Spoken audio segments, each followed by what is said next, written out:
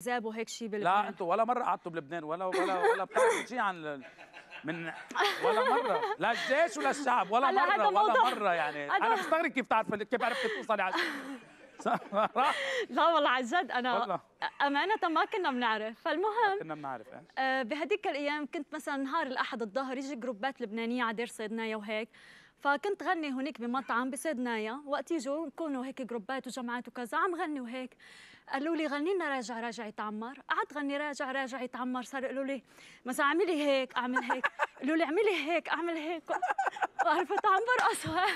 عم اجى صاحب المطعم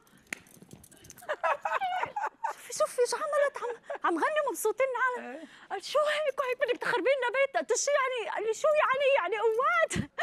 انا ما لا فهماني لا شو لا هيك ولا هيك ما بعرف، يا الله نحن عنا هيك وبس. يا